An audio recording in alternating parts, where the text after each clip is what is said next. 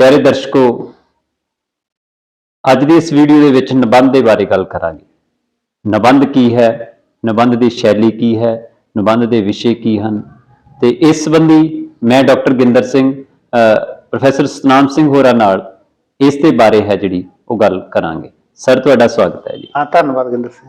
Sir, जिहड़ा under graduate level के पद्धर के उपर विद्यार्थियों नूं निबंध बारे जिहड़ा है वो पुछया जाता है, तो निबंध की है, इस बारे दसो जी। डॉक्टर गिंदर सिंह, निबंध दा एक जिहड़ा विशेष किस्म का साडा ਸਾਹਿਤ रूप है, वार्तक का सब तो प्रमुख रूप है जी। बुनियादी तौर ते निबंध सब तो पहला बच्चों वालों लिखना शुरू हो जाता है जदों वो अपनी लिखण कला की शुरुआत करते हैं। उस तो लैके ਜਦੋਂ ਉਹ ਬੱਚਾ ਕਿਸੇ ਵੀ ਬੋਰਡ ਦੀ ਪ੍ਰੀਖਿਆ ਦੇ ਵਿੱਚ ਜਾਂਦਾ ਹੈ, ਸੈਕੰਡਰੀ ਪ੍ਰੀਖਿਆ ਦੇ ਵਿੱਚ ਜਾਂਦਾ ਹੈ, ਹਾਇਰ ਸੈਕੰਡਰੀ ਪ੍ਰੀਖਿਆ ਦੇ ਵਿੱਚ ਜਾਂਦਾ ਹੈ, ਕੰਪੀਟੀਸ਼ਨ ਦੇ ਵਿੱਚ ਜਾਂਦਾ ਹੈ, ਆਈਏਐਸ ਪੀਸੀਐਸ ਦੀ ਪ੍ਰੀਖਿਆ ਦੇ ਵਿੱਚ ਜਾਂਦਾ ਹੈ, ਸ਼ਾਇਦ ਹੀ ਕੋਈ ਐਸਾ ਉਹਦਾ ਐਗਜ਼ਾਮ ਹੋਵੇ ਜਿੱਥੇ ਨਿਬੰਧ ਨਾ ਲਿਖਿਆ ਜਾਂਦਾ ਹੋਵੇ। ਬੁਨਿਆਦੀ ਤੌਰ ਤੇ ਨਿਬੰਧ ਕਿਸੇ ਮਨੁੱਖ ਦੀ ਸ਼ਖਸੀਅਤ ਨੂੰ ਪ੍ਰਗਟਾਉਣ ਦੀ ਸ਼ੈਲੀ ਵੀ ਕਿਹਾ ਜਾਂਦਾ ਹੈ। ਨਿਬੰਧ ਦੇ ਵਿੱਚ ਅਸੀਂ ਇਹ ਦੋ ਸ਼ਬਦਾਂ ਦਾ ਸੁਮੇਲ ਹੈ। ਅਸੀਂ ਬੰਧ ਇੱਕ ਸ਼ਬਦ ਹੈ ਜਿਹੜਾ ਸਧਾਰਨ ਸਹਿਜ ਭਾਸ਼ਾ ਦੇ ਵਿੱਚ ਕਿਸੇ ਚੀਜ਼ ਨੂੰ ਬੰਧਨਾ, ਇਕੱਠਾ ਕਰਨਾ, ਸੰਯੁਕਤ ਕਰਨਾ। ਜਿਸ ਸਹਿਤ ਰੂਪ ਦੇ ਵਿੱਚ ਅਸੀਂ ਨਿਯਮਤ ਰੂਪ ਦੇ ਵਿੱਚ ਵਿਚਾਰਾਂ ਨੂੰ ਇੱਕ ਲੜੀ ਦੇ ਵਿੱਚ, ਇੱਕ ਗੱਠੇ ਦੇ ਵਿੱਚ, ਇੱਕ ਸ਼ੈਲੀ ਦੇ ਵਿੱਚ ਬੰਧ ਕੇ ਪਰੋਸਦੇ ਹਾਂ, ਉਹਨੂੰ ਅਸੀਂ ਨਿਬੰਧ ਆਖ ਦਿੰਦੇ ਹਾਂ। ਇਸ ਕਰਕੇ ਬੁਨਿਆਦੀ ਤੌਰ ਤੇ ਕਿਸੇ ਵਿਅਕਤੀ ਦੁਆਰਾ ਆਪਣੇ ਵਿਚਾਰਾਂ ਨੂੰ ਵਧੀਆ ਸ਼ੈਲੀ ਰਾਹੀਂ ਇੱਕ ਕਿਸੇ ਖਾਸ ਵਿਸ਼ੇ ਦੇ ਵਿੱਚ ਜਦੋਂ ਪੇਸ਼ ਕੀਤਾ ਜਾਂਦਾ ਤਾਂ ਉਸ ਨੂੰ ਅਸੀਂ ਨਿਬੰਧ ਆਖਦੇ ਹਾਂ ਜੀ। सर, निबंध है जिहड़ा फिर उस नूं लिखण दी शैली की है, ते शैली दे विच भी अगे जिहड़ा सोझ है वो की है जी। देखो, जो असीं शैली की गल करते हैं, सब तो पहला शैली बारे सानूं स्पष्ट होना चाहिए है। बुनियादी तौर ते शैली असीं प्रगटा माध्यम नूं कहने हैं जी। जिस तरीके नाल हर व्यक्ति दी बोलण दी एक लहजा हुंदा है, वो भी उहदी शैली हुंदी है। कोई व्यक्ति अपने सिर ते दस्तार सजाउंदा है, उहदी शैली है। कोई व्यक्ति कपड़ियां दी चोण करदा है, वो भी उसदी शैली है। हर सभ्याचार दी, हर व्यक्ति दी, हर भाषा दी एक आपो अपनी किस्म दी शैली हुंदी है। इसे तरीके नाल जिहड़ा निबंध है, निबंध दीयां भी वख-वख शैलियां हुंदियां। असीं जदों वखरे-वखरे निबंध देखदे हैं, जे असीं अंग्रेजी साहित्य की गल करिए तां उत्थे एक बहुत ही मकबूल लेख लिखण वाला व्यक्ति बेकन होया जी। बेकन दे लेख है जिहड़े वो विश्व पद्धर ते अपनी संखेपता अते सोहज मुक्ता कारण बहुत मकबूल होए, बहुत मशहूर होए। On life, on friendship, on marriage, इस किस्म के उन्होंने छोटे छोटे लेख लिखे जिन्हां दे विच बहुत चुस्त दुरुस्त ते छोटे वाक उन्होंने वरते, ते वो अपनी शैली कारण ही दुनिया भर दे विच अज तक मशहूर है। और बहुत सारे ਜਿਹੜੇ ਸਾਹਿਤ ਪੜਾਉਣ ਵਾਲੇ ਵਿਸ਼ੇ ਹੈ ਮਾਸਟਰ ਡਿਗਰੀ ਦੇ, ਉਹਨਾਂ ਦੇ ਵਿੱਚ ਬੇਕਨ ਦੇ ਨਿਬੰਧ ਹੈ ਜਿਹੜੇ ਉਹ ਪੜਾਏ ਜਾਂਦੇ ਆ। ਇਸੇ ਤਰੀਕੇ ਨਾਲ ਜੇ ਅਸੀਂ ਪੰਜਾਬੀ ਦੇ ਵਿੱਚ ਗੱਲ ਕਰੀਏ, ਜੇ ਜ਼ਿਆਦਾ ਵਿਸਤਾਰ ਦੇ ਵਿੱਚ ਨਾ ਜਾਈਏ ਤਾਂ ਨਿਬੰਧ ਲਿਖਣ ਦੇ ਵਿੱਚ ਗੁਰਬਖਸ਼ ਸਿੰਘ ਪ੍ਰੀਤਲੜੀ ਬਾਰੇ ਤੁਸੀਂ ਜਾਣਦੇ ਹੋ। ਉਹਨਾਂ ਨੇ ਜੀਵਨ ਦੇ ਤਕਰੀਬਨ ਹਰ ਪੱਖ ਬਾਰੇ ਆਪਣੇ ਮੈਗਜ਼ੀਨ ਪ੍ਰੀਤਲੜੀ ਦੇ ਵਿੱਚ ਲੜੀਵਾਰ ਨਿਬੰਧਾਂ ਨੂੰ ਲਿਖਿਆ ਤੇ ਉਹਨਾਂ ਦੇ ਨਿਬੰਧਾਂ ਨੂੰ ਬਾਅਦ ਦੇ ਵਿੱਚ ਸੰਗ੍ਰਹਿ ਕੀਤਾ। ਉਹਨਾਂ ਦੀ ਵੀ ਬਹੁਤ ਸੰਜਮੀ ਕਿਸਮ ਦੀ ਸ਼ੈਲੀ ਸੀ। ਇਸੇ ਤਰੀਕੇ ਨਾਲ ਪ੍ਰੋਫੈਸਰ ਪੂਰਨ ਸਿੰਘ ਨੇ ਖੁੱਲੇ ਲੇਖ ਨਿਬੰਧਾਂ ਦੀ ਪੁਸਤਕ ਲਿਖੀ। ਇਸੇ ਤਰੀਕੇ ਨਾਲ ਹੋਰ ਬਹੁਤ ਸਾਰੇ ਪੰਜਾਬੀ ਦੇ ਲੇਖ ਹੈ ਜਿਹੜੇ ਜਾਂ ਨਿਬੰਧ ਹੈ ਜਿਨ੍ਹਾਂ ਨੂੰ ਅਸੀਂ ਇਹ ਸਮਝਦੇ ਹਾਂ ਕਿ ਉਹ ਆਪਣੇ ਆਪਣੇ ਸਮੇਂ ਤੇ ਬਹੁਤ ਮਕਬੂਲ ਹੋਏ। ਤੇਜਾ ਸਿੰਘ ਹੋਣੀ ਪੰਜਾਬੀ ਦੇ ਨਿਬੰਧਕਾਰ ਹੈ, ਉਹਨਾਂ ਦੇ ਲੇਖ ਜਿਹੜੇ ਹੈਗੇ ਆ ਉਹ ਬਹੁਤ ਮਕਬੂਲ ਹੋਏ। ਜਿਵੇਂ ਬਹੁਤ ਸਾਰੇ ਨਿਬੰਧ ਹੈ ਜਿਨ੍ਹਾਂ ਦਾ ਬਹੁਤ ਲੋਕ ਅਕਸਰ ਜ਼ਿਕਰ ਕਰਦੇ ਰਹਿੰਦੇ ਹੈ। ਘਰ ਦਾ ਪਿਆਰ ਫਾਰ ਐਗਜ਼ਾਮਪਲ ਨਿਬੰਧ ਹੈ, ਉਹਦਾ ਲਗਾਤਾਰ ਜ਼ਿਕਰ ਹੁੰਦਾ ਰਹਿੰਦਾ ਹੈ। ਹੁਣ ਅਸੀਂ ਜਦੋਂ ਨਿਬੰਧ ਦੀ ਸ਼ੈਲੀ ਦੀ ਗੱਲ ਕਰਦੇ ਹਾਂ ਤਾਂ ਇਸ ਦੇ ਵਿੱਚ ਕੁਝ ਪੱਖ ਅਜਿਹੇ ਆ ਜਾਂਦੇ ਹੈ ਜਿਹੜੇ ਕਿਸੇ ਸ਼ੈਲੀ ਨੂੰ ਉਗੜਵੇਂ ਰੂਪ ਦੇ ਵਿੱਚ ਸਾਡੇ ਸਾਹਮਣੇ ਰੱਖਦੇ ਹੈ। ਸਭ ਤੋਂ ਪ੍ਰਮੁੱਖ ਗੱਲ ਜਿਹੜੀ ਤੁਸੀਂ ਸਭ ਤੋਂ ਪਹਿਲਾਂ ਪੁੱਛੀ ਹੈ ਉਹ ਹੈ ਸੋਹਜ ਦੀ। ਜਿਹੜਾ ਸੋਹਜ ਹੈ ਬੁਨਿਆਦੀ ਤੌਰ ਤੇ ਸੋਹਜ ਕਿਸੇ ਵੀ ਬੰਦੇ ਦੇ ਅੰਦਰ ਪਈ ਹੋਈ ਸਜਾਵਟ ਦੀ ਜਿਹੜੀ ਪ੍ਰਕਿਰਿਆ ਹੈ ਉਸ ਨੂੰ ਅਸੀਂ ਸੋਹਜ ਕਹਿੰਦੇ ਹਾਂ। ਇਸ ਨੂੰ ਸੰਸਕ੍ਰਿਤ ਭਾਸ਼ਾ ਦੇ ਵਿੱਚ ਜਦੋਂ ਸਾਹਿਤ ਨਾਲ ਜੋੜ ਕੇ ਦੇਖਿਆ ਜਾਂਦਾ ਹੈ ਤਾਂ ਇਹ ਕਿਤੇ ਨਾ ਕਿਤੇ ਅਲੰਕਾਰ ਦੇ ਨੇੜੇ ਦੀ ਚੀਜ਼ ਹੈ। अलंकार का शाब्दिक अर्थ हुंदा है कि जदों असीं भाषा राहीं ਕਿਸੇ ਵੀ ਰਚਨਾ ਨੂੰ ਸਜਾਉਣ ਦੀ ਕੋਸ਼ਿਸ਼ ਕਰਦੇ ਆ ਤਾਂ ਅਸੀਂ ਕਹਿੰਦੇ ਆ ਕਿ ਰਚਨਾ ਅਲੰਕ੍ਰਿਤ ਹੋਈ ਹੈ। ਸ਼ਬਦਾਂ ਦੀ ਸਜਾਵਟ। ਹਾਂ, ਸ਼ਬਦ ਦੀ ਵੀ ਸਜਾਵਟ ਹੁੰਦੀ ਹੈ, ਉਸ 'ਚ ਅਰਥ ਦੀ ਵੀ ਸਜਾਵਟ ਹੁੰਦੀ ਹੈ। ਠੀਕ ਹੈ। ਸ਼ਬਦ ਤੇ ਅਰਥ ਦੋਨਾਂ ਦੀ ਮਿਲਾ ਕੇ ਵੀ ਸਜਾਵਟ ਹੁੰਦੀ ਹੈ। ਇਸੇ ਤਰੀਕੇ ਨਾਲ ਜਦੋਂ ਅਸੀਂ ਨਿਬੰਧ ਤੇ ਸੋਹਜ ਦੀ ਗੱਲ ਕਰਦੇ ਹਾਂ ਤਾਂ ਨਿਬੰਧਕਾਰ ਸ਼ਬਦਾਂ ਦੀ ਚੋਣ ਕਿਵੇਂ ਕਰਦਾ ਹੈ, ਉਹ ਸ਼ਬਦਾਂ ਨੂੰ ਵਾਕ ਦੇ ਵਿੱਚ ਕਿਵੇਂ ਵਰਤਦਾ ਹੈ, ਉਸ ਦੁਆਰਾ ਵਰਤੇ ਹੋਏ ਵਾਕ ਹੈ ਜਿਹੜੇ ਉਹ ਦੂਸਰੇ ਵਿਅਕਤੀ ਤੇ ਕਿੰਨਾ ਪ੍ਰਭਾਵ ਪਾਉਂਦੇ ਹੈ, ਕਿੰਨੀ ਧੂ ਪਾਉਂਦੇ ਹੈ, ਉਹ ਸਾਰਾ ਕੁਝ ਜਦੋਂ ਅਸੀਂ ਰਲਾ ਕੇ ਦੇਖਦੇ ਹਾਂ ਤਾਂ ਉਹ ਸਾਰੇ ਕੁਝ ਨੂੰ ਅਸੀਂ ਕਿਸੇ ਨਿਬੰਧਕਾਰ ਦੀ ਰਚਨਾ ਦੇ ਸੋਹਜ ਦੇ ਅੰਤਰਗਤ ਰੱਖ ਕੇ ਦੇਖ ਸਕਦੇ ਹਾਂ। ਕਿਉਂਕਿ ਆਮ ਤੌਰ ਤੇ ਕਿਹਾ ਜਾਂਦਾ ਹੈ ਕਿ ਜਿਹੜਾ ਸੋਹਜ ਹੈ ਇਹ ਨਿਬੰਧ ਦੀ ਬੁਨਿਆਦੀ ਮਤਲਬ ਆਪਾਂ ਇਹ ਕਹੀਏ ਪ੍ਰਕਿਰਿਆ ਦਾ ਹਿੱਸਾ ਹੈ। ਕਿਉਂਕਿ ਜੇ ਕਿਸੇ ਦੀ ਰਚਨਾ ਦੇ ਵਿੱਚ ਐਸਥੈਟਿਕਸ ਜਾਂ ਸੋਹਜ ਨਹੀਂ ਹੋਊਗਾ ਤਾਂ ਉਹ ਨਿਬੰਧ ਨਾ ਤਾਂ ਅੱਛੇ ਤਰੀਕੇ ਨਾਲ ਪੜ੍ਹਿਆ ਜਾਊਗਾ, ਨਾ ਹੀ ਠੀਕ ਤਰੀਕੇ ਨਾਲ ਵਿਉਂਤਿਆ ਜਾਊਗਾ। ਜਿਸ ਤਰੀਕੇ ਨਾਲ ਅਸੀਂ ਸਾਡੇ ਸੱਭਿਆਚਾਰ ਦੇ ਵਿੱਚ ਦੇਖਦੇ ਹਾਂ ਕਿ ਭਾਵੇਂ ਰੱਸੀਆਂ ਦਾ ਇੱਕ ਮੰਜਾ ਬੁਣਿਆ ਜਾਂਦਾ ਹੈ ਪਰ ਸੋਹਜ ਲਈ ਉਹਦੇ ਵਿੱਚ ਇੱਕ ਵਿਉਂਤ ਹੁੰਦੀ ਹੈ, ਜਿਹੜੀ ਉਹ ਵਿਉਂਤਬੰਦੀ ਹੈ ਉਹਦੇ ਸੁਹਜਾਤਮਕਤਾ ਨੂੰ ਚਾਰ ਚੰਨ ਲਾਉਂਦੀ ਹੈ। ਇਸੇ ਤਰੀਕੇ ਨਾਲ ਜਿਹੜੇ ਸ਼ਬਦ ਹੈ ਉਹ ਇਸ ਤਰੀਕੇ ਨਾਲ ਨਿਬੰਧ ਦੇ ਵਿੱਚ ਪਰੋਏ ਜਾਂਦੇ ਆ ਕਿ ਉਹ ਨਿਬੰਧ ਦੀ ਸੁਹਜਾਤਮਕਤਾ ਨੂੰ ਵਧਾਉਂਦਾ ਹੈ ਤੇ ਉਹ ਸੁਹਜਾਤਮਕਤਾ ਕਿਤੇ ਨਾ ਕਿਤੇ ਜਿਹੜਾ ਸਾਡਾ ਪਾਠਕ ਹੈ ਉਸ ਤੇ ਵੀ ਅਸਰ ਪਾਉਂਦੀ ਹੈ। ਜੀ, ਯਾਨੀ ਕਹਿ ਸਕਦੇ ਹਾਂ ਜਿਹੜਾ ਨਿਬੰਧ ਦੇ ਵਿੱਚ ਸ਼ਬਦਾਂ ਦਾ, ਅਰਥਾਂ ਦਾ ਤੇ ਜਾਂ ਸ਼ਬਦਾਰਥ ਦੋਨਾਂ ਦਾ ਜਿਹੜਾ ਸਜਾਵਟ ਹੈ ਉਹ ਸੋਝ ਦਾ ਹਿੱਸਾ ਹੈ। ਬਿਲਕੁਲ ਬਿਲਕੁਲ ਬਿਲਕੁਲ। ਤੇ ਸਰ ਉਸ ਤੋਂ ਬਾਅਦ ਸ਼ੈਲੀ ਦੇ ਵਿੱਚ ਜਦੋਂ ਆਪਾਂ ਸੰਜਮ ਦੀ ਵੀ ਗੱਲ ਕਰਦੇ ਹਾਂ ਜੀ, ਤੇ ਫਿਰ ਸੰਜਮ ਕੀ ਹੈ ਜੀ ਸ਼ੈਲੀ ਦੇ? ਬਿਲਕੁਲ ਠੀਕ। ਜਿਸ ਤਰੀਕੇ ਨਾਲ ਮੈਂ ਪਹਿਲਾਂ ਬੇਕਨ ਦਾ ਜ਼ਿਕਰ ਕੀਤਾ ਹੈ, ਬੇਕਨ ਅੰਗਰੇਜ਼ੀ ਦਾ ਮਤਲਬ ਪ੍ਰੋਜ਼ ਰਾਈਟਰ ਹੈ, ਉਸ ਦੀ ਸਭ ਤੋਂ ਖੂਬਸੂਰਤੀ ਹੀ ਸੰਜਮ ਵਿੱਚ ਰਹਿਣਾ ਹੈ। ਜਦੋਂ ਕੋਈ ਵਿਅਕਤੀ ਥੋੜੇ ਸ਼ਬਦਾਂ ਦੇ ਵਿੱਚ ਬਹੁਤੀ ਗੱਲ ਕਹਿਣ ਦੀ ਸਮਰੱਥਾ ਰੱਖਦਾ ਹੋਵੇ ਉਸ ਨੂੰ ਅਸੀਂ ਸੰਜਮ ਦੇ ਅੰਤਰਗਤ ਰੱਖਦੇ ਹਾਂ ਜੀ। ਸਾਡਾ ਪੰਜਾਬੀ ਸਾਹਿਤ ਹੈ, ਪੰਜਾਬੀ ਸਾਹਿਤ ਦੇ ਵਿੱਚ ਜੇ ਮੈਂ ਵਿਸ਼ੇਸ਼ ਤੌਰ ਤੇ ਗੁਰਮਤ ਸਾਹਿਤ ਦੀ ਗੱਲ ਕਰਾਂ ਜਾਂ ਸੂਫੀ ਸਾਹਿਤ ਦੀ ਗੱਲ ਕਰਾਂ ਉਹਦੇ ਵਿੱਚ ਵੀ ਬਾ ਕਮਾਲ ਸੰਜਮ ਹੈ। ਗੁਰੂ ਨਾਨਕ ਸਾਹਿਬ ਜਦੋਂ ਮਨ ਜੀਤੇ ਜਗਜੀਤ ਕਹਿੰਦੇ ਆ ਤਾਂ ਇਸ ਤੋਂ ਮੇਰੇ ਖਿਆਲ ਵੱਡਾ ਸੰਜਮੀ ਵਾਕ ਕੋਈ ਨਹੀਂ ਹੋ ਸਕਦਾ ਕਿ ਚਾਰ ਸ਼ਬਦਾਂ ਦੇ ਵਿੱਚ ਮਨੁੱਖੀ ਮਨ ਅਤੇ ਉਹਨਾਂ ਨੇ ਮਨ ਦਾ ਜਿਹੜਾ ਫਲਸਫਾ ਹੈ ਉਸ ਨੂੰ ਪਰੋ ਕੇ ਰੱਖਤਾ। ਇਸੇ ਤਰੀਕੇ ਨਾਲ ਸਾਡੇ ਕੋਲੇ ਬਾਬਾ ਫਰੀਦ ਦਾ ਇੱਕ ਇੱਕ ਸ਼ਲੋਕ ਹੈ ਜਿਹਦੇ ਵਿੱਚ ਪੂਰਨ ਵਿਆਖਿਆ ਕਰੀਏ ਤਾਂ ਉਹ ਆਪਣੇ ਆਪ ਦੇ ਵਿੱਚ ਨਿਬੰਧ ਬਣ ਜਾਂਦੇ ਹੈ।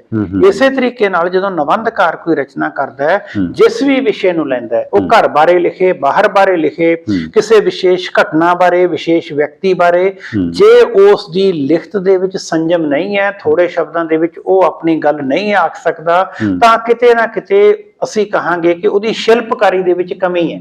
ਉਸਨੇ ਵਾਧੂ ਸ਼ਬਦਾਂ ਦਾ ਪ੍ਰਯੋਗ ਕੀਤਾ ਹੈ। ਇਸ ਕਰਕੇ ਜਦੋਂ ਕੋਈ ਵਿਅਕਤੀ ਬਹੁਤ ਹੀ ਸੰਜਮੀ ਤਰੀਕੇ ਨਾਲ, ਬਹੁਤ ਹੀ ਸੰਖੇਪ ਰੂਪ ਦੇ ਵਿੱਚ ਤੋਲੇ ਹੋਏ ਸ਼ਬਦਾਂ ਦਾ ਪ੍ਰਯੋਗ ਕਰਕੇ ਆਪਣੀ ਗੱਲ ਕਹਿੰਦਾ ਹੈ ਤਾਂ ਉਹ ਨਿਬੰਧ ਦਾ ਸਭ ਤੋਂ ਵੱਡਾ ਗੁਣ ਮੰਨਿਆ ਜਾਂਦਾ ਹੈ, ਨਿਬੰਧ ਦੀ ਸ਼ੈਲੀ ਦਾ ਸਭ ਤੋਂ ਮਹੱਤਵਪੂਰਨ ਪੱਖ ਮੰਨਿਆ ਜਾਂਦਾ ਹੈ। ਤੇ ਇਸੇ ਸੰਜਮ ਵਾਲੀ ਗੱਲ ਨੂੰ ਜਦੋਂ ਤੁਸੀਂ ਕਿਤੇ ਵੀ ਮੁਕਾਬਲੇ ਦੀ ਪ੍ਰੀਖਿਆ ਦੇ ਵਿੱਚ ਜਾਂਦੇ ਹੋ, ਉਦਾਹਰਨ ਵਜੋਂ ਅੱਜ ਕੱਲ ਬਹੁਤ ਸਾਰੇ ਵਿਦਿਆਰਥੀ ਆਇਲਸ ਦੀ ਪ੍ਰੀਖਿਆ ਪਾਸ ਕਰਦੇ ਆ, ਉਹਦੇ ਵਿੱਚ ਵੀ ਨਿਬੰਧ ਆਉਂਦਾ ਹੈ, ਉੱਥੇ ਉਹਨੂੰ ਦੱਸਿਆ ਜਾਂਦਾ ਹੈ ਕਿ ਤੁਸੀਂ ਇੰਨੇ ਸ਼ਬਦਾਂ ਦੇ ਵਿੱਚ ਆਪਣੀ ਗੱਲ ਕਹਿਣੀ ਹੈ। ਉਸ ਤੋਂ ਬਾਅਦ ਹੋਰ ਮੁਕਾਬਲੇ ਦੀਆਂ ਪ੍ਰੀਖਿਆਵਾਂ ਕਿਤੇ 2500 ਸ਼ਬਦ ਲਿਖਣ ਲਈ ਕਿਹਾ ਜਾਂਦਾ ਹੈ, ਕਿਤੇ 5000 ਸ਼ਬਦ ਲਿਖਣ ਲਈ ਕਿਹਾ ਜਾਂਦਾ ਹੈ।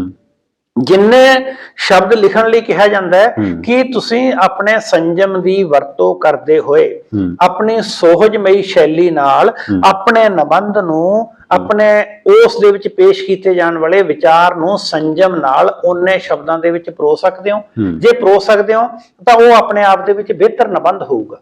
ਇਸ ਕਰਕੇ ਕਿਸੇ ਵੀ ਨਿਬੰਧ ਨੂੰ ਜੇ ਅਸੀਂ ਸੰਜਮ ਦੇ ਵਿੱਚ ਨਾ ਰੱਖੀਏ ਤਾਂ ਉਹ ਉਵੇਂ ਹੋਊਗਾ ਜਿਵੇਂ ਅਸੀਂ ਕਿਸੇ ਬੇਕਾਬੂ ਦਰਿਆ ਨੂੰ ਦੇਖ ਕੇ ਕਹਿ ਸਕੀਏ ਕਿ ਉੱਥੇ ਪਾਣੀ ਦੇ ਕੋਈ ਹੱਦਾਂ ਬੰਨੇ ਨਹੀਂ। ਇਸ ਕਰਕੇ ਜਦੋਂ ਵਿਚਾਰ ਹੱਦਾਂ ਬੰਨਿਆਂ ਤੋਂ ਉਛਲ ਜਾਣ, ਜਦੋਂ ਵਿਚਾਰ ਕਿਸੇ ਨਿਰੰਤਰਤਾ ਵਿੱਚ ਨਾ ਰਹਿਣ, ਕਾਬੂ ਵਿੱਚ ਨਾ ਰਹਿਣ, ਅਸੀਂ ਉੱਥੇ ਕਹਿੰਦੇ ਆ ਕਿ ਨਿਬੰਧ ਦੇ ਵਿੱਚ ਕਿਤੇ ਨਾ ਕਿਤੇ ਜਿਹੜਾ ਸੰਜਮ ਹੈ ਉਸ ਦੀ ਕਮੀ ਹੈ। ਤੇ ਫਿਰ ਸਰ ਸੰਜਮ ਤਾਂ ਇਹ ਗੱਲ ਹੋ ਗਈ ਜੋ ਤੁਸੀਂ ਦੱਸੀ, ਤੇ ਫਿਰ ਸੰਖੇਪਤਾ ਸ਼ੈਲੀ ਦੇ ਵਿੱਚ? ਬਿਲਕੁਲ ਬਿਲਕੁਲ, ਜਿਹੜੀ ਸੰਜਮ ਦੇ ਨਾਲ ਹੀ ਜੁੜੀ ਹੋਈ ਗੱਲ ਹੈ ਸੰਖੇਪਤਾ।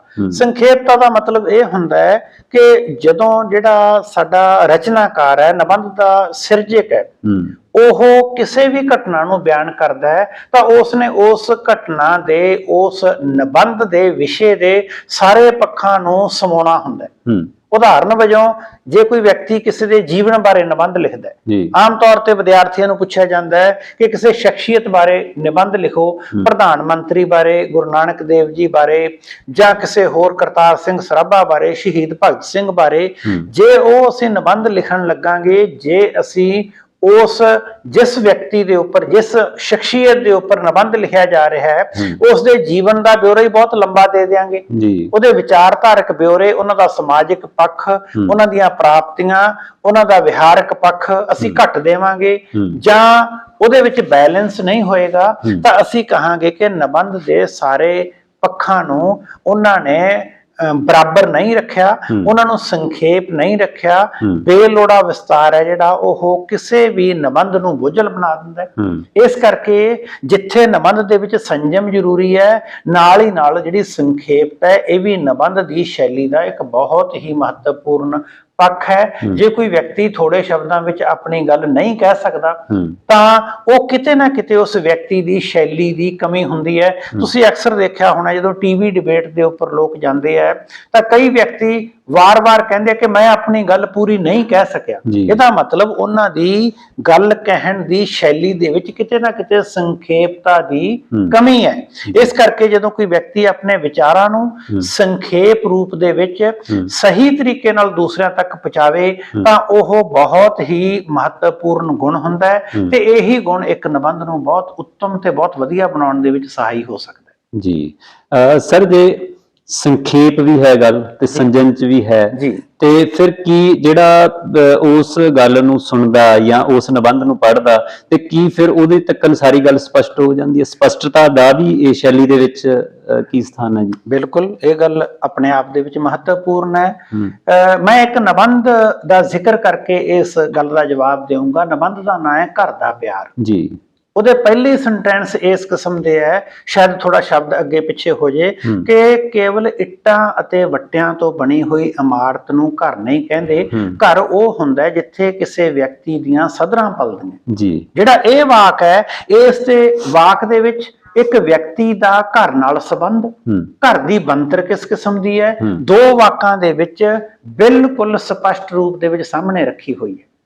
ਇਸੇ ਤਰੀਕੇ ਨਾਲ ਜਦੋਂ ਅਸੀਂ ਗੱਲ ਕਰਦੇ ਹਾਂ ਗੁਰਬਖਸ਼ ਸਿੰਘ ਪ੍ਰੀਤਲੜੀ ਦੀ, ਗੁਰਬਖਸ਼ ਸਿੰਘ ਪ੍ਰੀਤਲੜੀ ਦੀ ਜਦੋਂ ਅਸੀਂ ਗੱਲ ਕਰਦੇ ਹਾਂ, ਉਹ ਆਪਣਾ ਨਿਬੰਧ ਲਿਖਦੇ ਆ ਪਰਮ ਮਨੁੱਖ ਜੀ। ਉਹ ਪਰਮ ਮਨੁੱਖ ਦੀ ਜਦੋਂ ਗੱਲ ਕਰਦੇ ਆ ਤਾਂ ਉਹ ਗੁਰੂ ਗੋਬਿੰਦ ਸਿੰਘ ਜੀ ਬਾਰੇ ਗੱਲ ਕਰਦੇ ਆ। ਟਾਈਟਲ ਤੋਂ ਹੀ ਸਪਸ਼ਟ ਕਰ ਦਿੰਦੇ ਆ ਕਿ ਉਹ ਜਿਹੜੀ ਗੱਲ ਕਿੱਧਰ ਨੂੰ ਲਿਜਾ ਰਹੇ ਜੀ। ਮੈਂ ਹੂੰ ਪਰਮ ਪੁਰਖ ਕਾ ਦਾਸਾ, ਦੇਖਣੇ ਆਇਓ ਜਗਤ ਤਮਾਸ਼ਾ ਜੀ।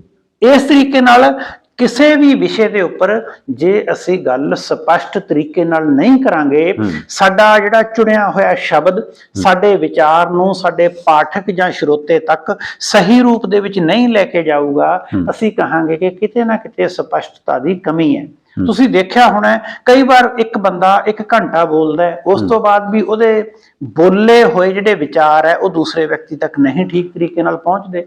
ਦੂਸਰਾ ਵਿਅਕਤੀ 15 ਮਿੰਟ ਬੋਲਦਾ ਹੈ, ਉਹਦੇ ਸਾਰੇ ਵਿਚਾਰ ਦੂਸਰੇ ਵਿਅਕਤੀ ਤੱਕ ਪਹੁੰਚ ਜਾਂਦੇ ਆ। ਇਸ ਕਰਕੇ ਨਿਬੰਧ ਵੀ ਬੁਨਿਆਦੀ ਤੌਰ ਤੇ ਇੱਕ ਵਿਅਕਤੀ ਦੇ, ਲੇਖਕ ਦੇ, ਨਿਬੰਧਕਾਰ ਦੇ ਵਿਚਾਰਾਂ ਨੂੰ ਦੂਸਰੇ ਵਿਅਕਤੀ ਤੱਕ ਲੈ ਕੇ ਜਾਂਦਾ ਹੈ। ਜੇ ਉਸ ਵਿਅਕਤੀ ਦੇ ਵਿਚਾਰਾਂ ਦੇ ਵਿੱਚ ਸਪਸ਼ਟਤਾ ਨਹੀਂ ਹੋਊਗੀ ਤਾਂ ਉਹ ਠੀਕ ਤਰੀਕੇ ਨਾਲ ਦੂਸਰੇ ਵਿਅਕਤੀ ਤੱਕ ਨਹੀਂ ਪਹੁੰਚਾ ਸਕਦਾ। ਤੁਸੀਂ ਦੇਖਿਆ ਹੋਣਾ, ਬਹੁਤ ਸਾਰੇ ਨਿਬੰਧਕਾਰਾਂ ਦੇ ਵਿੱਚੋਂ ਜੇ ਮੈਂ ਬਹੁਤ ਹੀ ਅੱਜ ਦੇ ਮਕਬੂਲ ਨਿਬੰਧਕਾਰ ਦੀ ਗੱਲ ਕਰਾਂ ਤਾਂ ਉਹਦੇ ਵਿੱਚ ਡਾਕਟਰ ਨਰਿੰਦਰ ਸਿੰਘ ਕਪੂਰ ਦਾ ਨਾਮ ਆਉਂਦਾ। ਉਹਨਾਂ ਦੇ ਜਿੰਨੇ ਵੀ ਨਿਬੰਧ ਲਿਖੇ ਹੋਏ ਆ, ਜਦੋਂ ਉਹ ਆਪਣੇ ਪਹਿਲੇ ਵਾਕ ਤੋਂ ਹੀ ਗੱਲ ਸ਼ੁਰੂ ਕਰਦੇ ਆ, ਉਹ ਬਿਲਕੁਲ ਸਪਸ਼ਟ ਹੁੰਦੇ ਆ ਕਿ ਮੈਂ ਕਿਸ ਵਿਸ਼ੇ ਬਾਰੇ ਗੱਲ ਕਰ ਰਿਹਾ, ਉਸ ਵਿਸ਼ੇ ਦੀ ਸੀਮਾ ਕੀ ਹੈ, ਉਸ ਵਿਸ਼ੇ ਦੇ ਵਿੱਚ ਕਿਹੜੇ ਕਿਹੜੇ ਪੱਖਾਂ ਨੂੰ ਮੈਂ ਪੇਸ਼ ਕਰਨਾ ਹੈ। ਇਹਦੇ ਬਾਰੇ ਉਹ ਸ਼ੁਰੂ ਤੋਂ ਲੈ ਕੇ ਅੰਤ ਤੱਕ ਆਪਣੀ ਗੱਲ ਸਪਸ਼ਟ ਰੂਪ ਦੇ ਵਿੱਚ ਆਪਣੇ ਪਾਠਕਾਂ ਦੇ ਸਾਹਮਣੇ ਰੱਖ ਦਿੰਦੇ ਆ। ਇਸ ਕਰਕੇ ਚੰਗੇ ਨਿਬੰਧ ਦੀ ਸ਼ੈਲੀ ਦਾ ਸਪਸ਼ਟਤਾ ਹੈ ਜਿਹੜੀ, ਉਹ ਬਹੁਤ ਹੀ ਮਹੱਤਵਪੂਰਨ ਤੇ ਉੱਤਮ ਗੁਣ ਮੰਨਿਆ ਜਾ ਸਕਦਾ ਹੈ ਜੀ। ਸਰ, ਜਦੋਂ ਫਿਰ ਆਪਾਂ ਨਿਬੰਧ ਦੀ ਜਿਹੜੀ ਰਚਨਾ ਹੈ, ਇਹਦੇ ਵਿੱਚ ਜਿਹੜਾ ਸ਼ੈਲੀ ਵਾਲਾ ਗੁਣ ਆ, ਬਹੁਤ ਸਾਰੀਆਂ ਰਚਨਾਵਾਂ ਤੋਂ ਆ ਜਿਨ੍ਹਾਂ ਦੇ ਵਿੱਚ ਕਲਪਨਾ ਵੀ ਆਧਾਰ ਬਣਦੀ ਹੈ ਜੀ, ਤੇ ਤਰਕ ਵੀ ਆਧਾਰ ਬਣਦਾ। ਤੇ ਸ਼ੈਲੀ ਫਿਰ ਜਿਹੜੀ ਨਿਬੰਧ ਦੀ ਸ਼ੈਲੀ ਹੈ ਉਸ ਦੇ ਵਿੱਚ ਕਿਸ ਦਾ ਮਹੱਤਵ ਹੈ, ਤਰਕ ਦਾ ਹੈ ਜਾਂ ਕਲਪਨਾ ਦਾ ਹੈ ਜਾਂ ਮੁੱਖ ਕੀ ਹੈ? ਹਾਂ ਬਿਲਕੁਲ ਠੀਕ ਹੈ। ਜਿਹੜਾ ਸਾਹਿਤ ਹੈ, ਸਾਹਿਤ ਦੀ ਜਿਹੜੀ ਜਾਨ ਹੈ ਉਹ ਕਲਪਨਾ ਹੁੰਦੀ ਹੈ ਜੀ। ਕਲਪਨਾ ਤੋਂ ਬਿਨਾ ਕਿਸੇ ਵੀ ਵਰਤਾਰੇ ਬਾਰੇ ਤੁਸੀਂ ਇੱਕ ਔਰਾ ਨਹੀਂ ਬਣਾ ਸਕਦੇ। ਜਦੋਂ ਤੁਸੀਂ ਕਿਸੇ ਵੀ ਵਿਸ਼ੇ ਬਾਰੇ, ਕਿਸੇ ਵੀ ਵਿਚਾਰ ਨੂੰ ਦੂਸਰੇ ਵਿਅਕਤੀਆਂ ਤੱਕ ਲਿਜਾਣ ਬਾਰੇ ਸੋਚਦੇ ਹੋ ਤਾਂ ਤੁਸੀਂ ਜ਼ਰੂਰ ਕਲਪਨਾ ਕਰਦੇ ਹੋ ਕਿ ਇਹ ਵਿਚਾਰ ਦੂਸਰੇ ਵਿਅਕਤੀ ਤੱਕ ਕਿਵੇਂ ਪਹੁੰਚ ਸਕਦਾ ਹੈ। ਕਿਸੇ ਵਿਚਾਰ ਨੂੰ ਜਦੋਂ ਅਸੀਂ ਭਾਸ਼ਾ ਦੇ ਮਾਧਿਅਮ ਰਾਹੀਂ ਅੱਗੇ ਲਿਜਾਂਦੇ ਆ ਤਾਂ ਉਸ ਦੇ ਵਿੱਚ ਸਾਨੂੰ ਕਿਤੇ ਨਾ ਕਿਤੇ ਇਮੇਜਿਨੇਸ਼ਨ ਜਾਂ ਕਲਪਨਾ ਦਾ ਸਹਾਰਾ ਲੈਣਾ ਪੈਂਦਾ ਹੈ, ਜਿਸ ਨੂੰ ਅਸੀਂ ਵੱਖਰੇ ਵੱਖਰੇ ਰੂਪਾਂ ਦੇ ਵਿੱਚ ਦੂਸਰੇ ਵਿਅਕਤੀ ਤੱਕ ਪਹੁੰਚਾਉਣ ਦਾ ਮਾਧਿਅਮ ਵੀ ਵਰਤਦੇ ਹਾਂ। ਉਦਾਹਰਨ ਵਜੋਂ 1947 ਦੀ ਦੇਸ਼ ਵੰਡ ਦੀ ਘਟਨਾ ਹੈ। ਜੇ ਅਸੀਂ 1947 ਦੀ ਦੇਸ਼ ਵੰਡ ਦੀ ਘਟਨਾ ਨੂੰ ਆਪਣੇ ਸਾਹਿਤ ਦੇ ਮਾਧਿਅਮ ਰਾਹੀਂ ਆਪਣੇ ਪਾਠਕਾਂ ਤੱਕ, ਆਪਣੇ ਸਰੋਤਿਆਂ ਤੱਕ, ਦਰਸ਼ਕਾਂ ਤੱਕ ਲਿਜਾਣਾ ਚਾਹੁੰਦੇ ਆ, ਜੇ ਕੋਈ ਵਿਅਕਤੀ ਇਸ ਨੂੰ ਸਰੋਦੀ ਰੂਪ ਦੇ ਵਿੱਚ ਕਲਪਨਾ ਕਰਦਾ ਹੈ ਤਾਂ ਉਹ ਅਮਰਤਾ ਪ੍ਰੀਤਮ ਦੀ ਅੱਜ ਅੱਖਾਂ ਵਾਰੇ ਸ਼ਾਹ ਨੂੰ ਕਵਿਤਾ ਬਣ ਜਾਂਦੀ ਹੈ। ਜੇ ਕੋਈ ਵਿਅਕਤੀ ਇਸ ਨੂੰ ਵਾਰਤਾਲਾਪੀ ਰੂਪ ਵਿੱਚ ਕਲਪਨਾ ਰਾਹੀਂ ਆਪਣਾ ਵਿਚਾਰ ਦੂਜਿਆਂ ਤੱਕ ਲਿਜਾਣਾ ਚਾਹੁੰਦਾ ਹੈ ਤਾਂ ਉਹ ਟੋਭਾ ਟੇਕ ਸਿੰਘ ਜਾਂ ਸ਼ਹਾਦਤ ਹਸਨ ਮੰਟੋ ਵਰਗੇ ਲੋਕ ਹੈ ਜਿਹੜੇ ਉਹ ਆਪਣੀ ਕਹਾਣੀ ਨੂੰ ਨਾਟਕੀ ਰੂਪਾਂਤਰਨ ਜਿਨ੍ਹਾਂ ਦਾ ਬਾਅਦ ਵਿੱਚ ਹੋਇਆ ਉਹ ਨਾਟਕ ਦਾ ਰੂਪ ਬਣ ਜਾਂਦੀ ਹੈ। ਇਸੇ ਤਰੀਕੇ ਨਾਲ ਇਹੀ ਵਿਚਾਰ ਨੂੰ ਜਦੋਂ ਕਲਪਨਾ ਦੇ ਸਹਾਰੇ ਨਾਲ ਭੀਸ਼ਮ ਸਾਹਨੀ ਦੂਸਰੇ ਵਿਅਕਤੀਆਂ ਤੱਕ ਲਿਜਾਣਾ ਚਾਹੁੰਦਾ ਹੈ ਤਾਂ ਉਹ ਤਮਸ ਸੀਰੀਅਲ ਬਣ ਜਾਂਦੀ ਹੈ। ਇਸੇ ਨੂੰ ਜਦੋਂ ਵਰਤਾਂਤਕ ਪੱਖ ਤੋਂ ਦੇਖਿਆ ਜਾਂਦਾ ਹੈ ਤਾਂ train to Pakistan Khushwant Singh novel ਬਣਾ ਦਿੰਦਾ ਹੈ, ਵਿਚਾਰ ਉਹੀ ਹੈ। ਉਸ ਤੋਂ ਅੱਗੇ ਜਦੋਂ ਇਸੇ ਵਿਚਾਰ ਨੂੰ ਐਕਟਰ ਦੇ ਰਾਹੀਂ ਫਿਲਮ ਦੇ ਰੂਪ ਵਿੱਚ ਪੇਸ਼ ਕੀਤਾ ਜਾਂਦਾ ਹੈ ਤਾਂ ਧਰਮਿੰਦਰ ਇਸੇ ਵਿਸ਼ੇ ਤੇ ਗਦਰ ਫਿਲਮ ਬਣਾ ਦਿੰਦਾ ਹੈ। ਇਸੇ ਤਰੀਕੇ ਨਾਲ ਦੇਸ਼ ਦੀ ਵੰਡ ਦੇ ਉੱਪਰ ਜਿਹੜੇ ਵਿਅਕਤੀਆਂ ਦੇ ਲੇਖ ਲਿਖੇ ਮਿਲਦੇ ਆ ਉਹਦੇ ਵਿੱਚ ਵੀ ਕਲਪਨਾ ਦਾ ਸਹਾਰਾ ਲੈ ਕੇ ਵਿਚਾਰ ਨੂੰ ਅੱਗੇ ਲਿਜਾਇਆ ਜਾਂਦਾ ਹੈ। ਵਿਚਾਰ ਆਪਣੇ ਆਪ ਦੇ ਵਿੱਚ ਕਿਤੇ ਵੀ ਦੂਸਰੇ ਵਿਅਕਤੀ ਨੂੰ ਫੜਾਉਣ ਵਾਲੀ ਚੀਜ਼ ਨਹੀਂ ਹੈ। ਵਿਚਾਰ ਦਾ ਜਿਹੜਾ ਵਾਹਨ ਹੈ ਉਹ ਸ਼ਬਦ ਹੈ। ਵਿਚਾਰ ਸ਼ਬਦ ਦੇ ਵਿੱਚ ਬੈਠ ਕੇ ਹੀ ਦੂਸਰੇ ਵਿਅਕਤੀ ਤੱਕ ਜਾਂਦਾ ਹੈ ਤੇ ਜਦੋਂ ਅਸੀਂ ਸ਼ਬਦਾਂ ਨੂੰ ਇੱਕ ਦੂਸਰੇ ਦੇ ਨਾਲ ਪਰੋਣੇ ਆ, ਜਦੋਂ ਸ਼ਬਦ ਦਾ ਵਾਕ ਵੀ ਬਣਦਾ ਤਾਂ ਕਲਪਨਾ ਤੋਂ ਬਿਨਾਂ ਨਹੀਂ ਬਣਦਾ।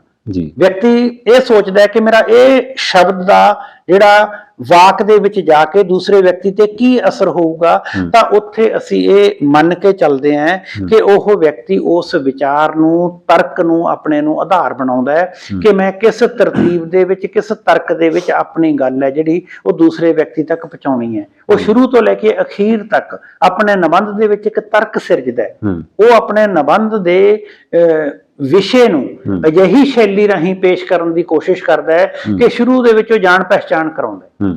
ਫਾਰ ਐਗਜ਼ਾਮਪਲ ਕਿਸੇ ਨੇ ਦੇਸ਼ ਦੀ ਆਜ਼ਾਦੀ ਬਾਰੇ ਨਿਬੰਧ ਲਿਖਣਾ ਹੈ, ਉਹ ਸ਼ੁਰੂ ਦੇ ਵਿੱਚ ਆਪਣਾ ਤਰਕ ਦੇਊਗਾ ਕਿ ਸਾਡਾ ਦੇਸ਼ ਗੁਲਾਮ ਕਦੋਂ ਤੋਂ ਸੀ, ਉਸ ਦੀ ਆਜ਼ਾਦੀ ਲਈ ਕਿਸ ਕਿਸਮ ਦੇ ਯਤਨ ਹੋਏ, ਉਹਨਾਂ ਯਤਨਾਂ ਨੂੰ ਪੂਰਨ ਕਰਨ ਦੇ ਵਿੱਚ ਕਿਸ ਕਿਸਮ ਦੀ ਘਾਲਣਾ ਘਾਲੀ ਤੇ ਅਖੀਰ ਦੇ ਵਿੱਚ ਸਾਨੂੰ ਆਜ਼ਾਦੀ ਪ੍ਰਾਪਤ ਕਿਵੇਂ ਹੋਈ।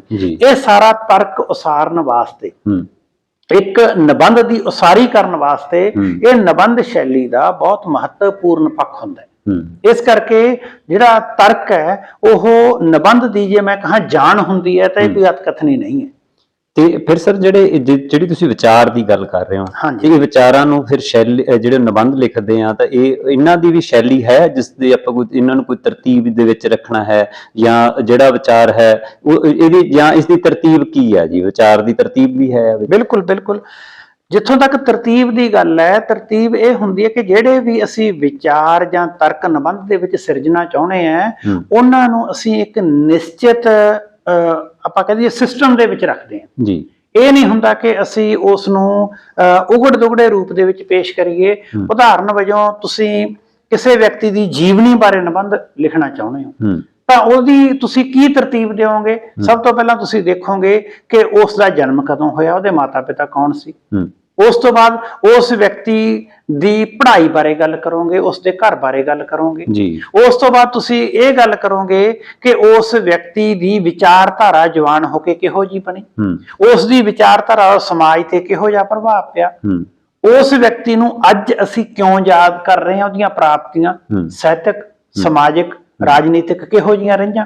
ਅਖੀਰ ਦੇ ਵਿੱਚ ਅਸੀਂ ਉਸ ਦੇ ਬਾਰੇ ਨਤੀਜਾ ਕੱਢਾਂਗੇ ਕਿ ਇਸ ਵਿਅਕਤੀ ਦੇ ਵਿੱਚ ਚੰਗੇ ਕੰਮ, ਚੰਗੇ ਪੱਖ ਇਹ ਸੀ ਜਿਸ ਕਰਕੇ ਅਸੀਂ ਇਸ ਤੇ ਨਿਬੰਧ ਲਿਖ ਰਹੇ ਹਾਂ। ਇਹ ਆਪਣੇ ਆਪ ਦੇ ਵਿੱਚ ਇੱਕ ਤਰਤੀਬ ਹੋ ਗਈ। ਇਸ ਕਰਕੇ ਤਰਤੀਬ ਤੋਂ ਬਿਨਾਂ ਤਾਂ ਨਿਬੰਧ ਦੀ ਸਿਰਜਣਾ ਹੀ ਨਹੀਂ ਹੋ ਸਕਦੀ। ਜੀ ਜੀ। ਇਸ ਕਰਕੇ ਸ਼ੁਰੂ ਤੋਂ ਲੈ ਕੇ ਅਖੀਰ ਤੱਕ ਤਰਤੀਬ, ਜਦੋਂ ਵੀ ਅਸੀਂ ਕਿਸੇ ਵੀ ਸਾਹਿਤਕ ਰਚਨਾ ਨੂੰ ਜਾਂ ਕਿਸੇ ਵੀ ਵਿਚਾਰ ਨੂੰ, ਤਰਕ ਨੂੰ ਦੂਸਰੇ ਤੱਕ ਲੈ ਕੇ ਜਾਣਾ ਹੈ ਤਾਂ ਉਸ ਦੇ ਵਿੱਚ ਤਰਤੀਬ ਹੈ ਜਿਹੜੀ ਉਹ ਬਹੁਤ ਮਹੱਤਵਪੂਰਨ ਹੁੰਦੀ ਹੈ। ਤਰਤੀਬ ਕੱਲੀ ਨਿਬੰਧ ਦੇ ਵਿੱਚ ਨਹੀਂ, ਜਦੋਂ ਕਰਮਖੰਡ ਤੋਂ ਸੱਚਖੰਡ ਤੱਕ ਜਾਣ ਵਾਸਤੇ ਗੁਰੂ ਨਾਨਕ ਸਾਹਿਬ ਖੰਡਾਂ ਦੀ ਗੱਲ ਕਰਦੇ ਤਾਂ ਉਹ ਵੀ ਤਰਤੀਬ ਹੈ। ਇਸ ਕਰਕੇ ਤਰਤੀਬ ਵਿਹੂਣਾ ਵਿਚਾਰ ਜਾਂ ਤਰਕ ਤਾਂ ਸੰਭਵ ਹੀ ਨਹੀਂ ਹੁੰਦਾ। ਇਸ ਕਰਕੇ ਕਿਸੇ ਵੀ ਰਚਨਾ ਦੇ ਵਿੱਚ ਤਰਤੀਬ ਹੈ ਜਿਹੜੀ ਉਹ ਬਹੁਤ ਮਹੱਤਵਪੂਰਨ। ਤੇ ਸਰ ਸ਼ੈਲੀ ਦੇ ਵਿੱਚ ਨਿਰੰਤਰਤਾ ਕੀ ਹੈ ਜੀ? ਹਾਂਜੀ, ਨਿਰੰਤਰਤਾ ਇਹ ਹੁੰਦੀ ਹੈ ਕਿ ਤੁਸੀਂ ਜੋ ਆਪਣਾ ਤਰਕ ਉਸਾਰਨ ਲੱਗੇ ਹੋ ਉਹ ਲਗਾਤਾਰ ਸੰਗਲੀ ਵਾਲੇ ਰੂਪ ਦੇ ਵਿੱਚ ਦੂਸਰੇ ਨਾਲ ਜੁੜਦਾ ਜਾਵੇ, ਜਿਸ ਨੂੰ ਅਸੀਂ ਕਥਾ ਸਾਹਿਤ ਦੇ ਵਿੱਚ, ਗਲਪ ਸਾਹਿਤ ਦੇ ਵਿੱਚ ਬਿਰਤਾਂਤ ਕਹਿ ਦਿੰਦੇ ਹਾਂ। ਨਿਬੰਧ ਦੇ ਵਿੱਚ ਉਸ ਕਿਸਮ ਦਾ ਕਥਾ ਸਾਹਿਤ ਨਹੀਂ ਹੁੰਦਾ, ਪਰ ਨਿਬੰਧ ਦੀ ਇੱਕ ਆਪਣੇ ਆਪ ਦੇ ਵਿੱਚ ਨਿਰੰਤਰਤਾ ਜ਼ਰੂਰ ਹੁੰਦੀ ਹੈ ਜੀ। ਭਾਵੇਂ ਇਹਦੇ ਵਿੱਚ ਅਸੀਂ ਕਥਾ ਜਾਂ ਕਹਾਣੀਆਂ ਨੂੰ ਇੱਕ ਦੂਸਰੇ ਨਾਲ ਨਹੀਂ ਜੋੜਦੇ, ਇਸ ਦੇ ਵਿੱਚ ਵਿਚਾਰਾਂ ਨੂੰ ਜੋੜਨ ਦੀ ਕੋਸ਼ਿਸ਼ ਕਰਦੇ ਆਂ, ਪਰ ਉਹ ਵਿਚਾਰ ਹੈ ਜਿਹੜੇ ਸਾਨੂੰ ਇਹ ਲੱਗੇ ਕਿ ਇਹ ਇੱਕ ਤੋਂ ਬਾਅਦ ਦੂਸਰਾ, ਦੂਸਰੇ ਤੋਂ ਬਾਅਦ ਤੀਸਰਾ, ਤੀਸਰੇ ਤੋਂ ਬਾਅਦ ਚੌਥਾ ਵਿਚਾਰ ਉਸਰਦੇ ਜਾ ਰਹੇ ਹੈ। ਜਿਹੜਾ ਸਾਡਾ ਨਿਬੰਧ ਹੈ ਉਹ ਸ਼ੁਰੂਆਤ ਤੋਂ ਲੈ ਕੇ ਮੱਧ ਵੱਲ ਵਧਿਆ, ਮੱਧ ਤੋਂ ਅਖੀਰ ਤੱਕ ਵਧਿਆ, ਅਖੀਰ ਤੋਂ ਉਹ ਇੱਕ ਨਤੀਜੇ ਤੇ ਪਹੁੰਚਿਆ। ਨਿਬੰਧ ਦਾ ਬੁਨਿਆਦੀ ਪ੍ਰਕਾਰ ਜੀ ਇਹ ਹੁੰਦਾ ਹੈ ਕਿ ਕਿਸੇ ਇੱਕ ਵਿਸ਼ੇ ਬਾਰੇ ਤੁਹਾਨੂੰ ਸੰਪੂਰਨ ਜਾਣਕਾਰੀ ਦੇਵੇ, ਉਹ ਜਾਣਕਾਰੀ ਤਰਕਸੰਗਤ ਹੋਵੇ, ਉਸ ਜਾਣਕਾਰੀ ਦੇ ਵਿੱਚ ਵਧੀਆ ਵਿਚਾਰ ਹੋਣ, ਸ਼ੈਲੀ ਹੋਵੇ ਤੇ ਉਹ ਕੰਟੀਨਿਊਟੀ ਦੇ ਵਿੱਚ, ਨਿਰੰਤਰਤਾ ਦੇ ਵਿੱਚ, ਲੜੀਵਾਰਤਾ ਦੇ ਰੂਪ ਦੇ ਵਿੱਚ ਚੱਲੇ। ਭਾਵੇਂ ਉਹਦੇ ਵਿੱਚ ਗਲਪ ਸਾਹਿਤ ਵਾਂਗੂ ਬਿਰਤਾਂਤ ਨਹੀਂ ਹੁੰਦਾ, ਪਰ ਇਹਦਾ ਮਤਲਬ ਇਹ ਨਹੀਂ ਹੁੰਦਾ ਕਿ ਉਹਦੇ ਚ ਜਿੱਥੇ ਜੀ ਕੀਤਾ ਜੋ ਵੀ ਲਿਖਿਆ ਗਿਆ ਉਸ ਨੂੰ ਵਧੀਆ ਤਰੀਕੇ ਨਾਲ ਉਸਾਰਿਆ ਜਾਂਦਾ ਹੈ। ਉਸ ਦੀ ਇੱਕ ਸੰਰਚਨਾ ਹੁੰਦੀ ਹੈ। ਉਹ ਸੰਰਚਨਾ ਤਾਂ ਹੀ ਆ ਸਕਦੀ ਹੈ ਜੇ ਨਿਬੰਧ ਦੇ ਵਿੱਚ ਪੇਸ਼ ਕੀਤੇ ਜਾਣ ਵਾਲੇ ਜਿਹੜੇ ਤਰਕ ਹੈ, ਵਿਚਾਰ ਹੈ, ਉਹਨਾਂ ਦੇ ਵਿੱਚ ਇੱਕ ਲੜੀਵਾਰਤਾ ਹੋਵੇ, ਇੱਕ ਨਿਰੰਤਰਤਾ ਹੋਵੇ। ਇਹ ਕਿਸੇ ਵੀ ਚੰਗੇ ਨਿਬੰਧ ਦਾ ਬਹੁਤ ਹੀ ਮਹੱਤਵਪੂਰਨ ਗੁਣ ਕਿਹਾ ਜਾ ਸਕਦਾ ਜੀ। ਤੇ ਪਿਆਰੇ ਦਰਸ਼ਕੋ, ਸਰ ਹੋਰਾਂ ਨੇ ਸਾਨੂੰ ਜਿਹੜੀ ਨਿਬੰਧ ਬਾਰੇ ਜਾਂ ਨਿਬੰਧ ਦੀ ਸ਼ੈਲੀ ਬਾਰੇ ਬਹੁਤ ਮਹੱਤਵਪੂਰਨ ਜਿਹੜੀ ਜਾਣਕਾਰੀ ਹੈ ਉਹ ਦਿੱਤੀ ਹੈ। ਤੇ ਇਹ ਇਹਨਾਂ ਗੱਲਾਂ ਦੇ ਉੱਪਰ ਹੀ ਕਈ ਵਾਰੀ ਨਿਬੰਧ ਨੂੰ ਸਮਝਣ ਦੇ ਲਈ ਹੀ ਸਾਡੇ ਕੋਲ ਜਿਹੜਾ ਆਧਾਰ ਹੈ ਉਹ ਬਣਦਾ ਹੀ ਨਹੀਂ, ਤੇ ਉਹਦੇ ਵਿੱਚ ਸ਼ੈਲੀ ਦਾ ਕਿੰਨਾ ਕੁ ਮਹੱਤਵ ਹੈ ਇਸ ਬਾਰੇ ਸਰ ਹੋਰਾਂ ਨੇ ਬਖੂਬੀ ਸਾਨੂੰ ਬੜੀਆਂ ਹੀ ਉਦਾਹਰਨਾਂ ਦੇ ਸਹਿਤ ਹੈ ਜਿਹੜੀ ਗੱਲਾਂ ਸਮਝਾਈਆਂ। ਤੇ ਜੀ ਤਾਂ ਹੁਣ ਕਰਦਾ ਵੀ ਆਪਾਂ ਇਸ ਦੇ ਵਿਸ਼ੇ ਬਾਰੇ ਵੀ ਗੱਲ ਕਰੀਏ, ਤੇ ਫਿਰ ਕਿਉਂਕਿ ਵੀਡੀਓ ਬਹੁਤ ਲੰਮੀ ਹੋ ਜਾਣੀ ਆ, ਤੇ ਆਪਾਂ ਇਹ ਵਿਸ਼ੇ ਬਾਰੇ, ਨਿਬੰਧ ਦੇ ਜਿਹੜੇ ਵਿਸ਼ੇ ਆ ਉਹ ਕਿਸੇ ਹੋਰ ਵੀਡੀਓ ਦੇ ਵਿੱਚ ਜਿਹੜੀ ਹੈ ਉਹ ਗੱਲ ਕਰਾਂਗੇ। ਤੇ ਸਰ ਤੁਸੀਂ ਜਿਹੜੀ ਇਹ ਨਿਬੰਧ ਬਾਰੇ, ਸ਼ੈਲੀ ਬਾਰੇ ਜਿਹੜੇ ਸਾਡੇ ਆਪਣੇ ਵਿਦਿਆਰਥੀਆਂ ਨੂੰ ਜਾਂ ਆਪਣੇ ਦਰਸ਼ਕਾਂ ਨੂੰ ਜਿਹੜੀ ਬਹੁਤ ਮਹੱਤਵਪੂਰਨ ਜਾਣਕਾਰੀ ਦਿੱਤੀ, ਤੁਹਾਡਾ ਬਹੁਤ ਧੰਨਵਾਦ ਜੀ।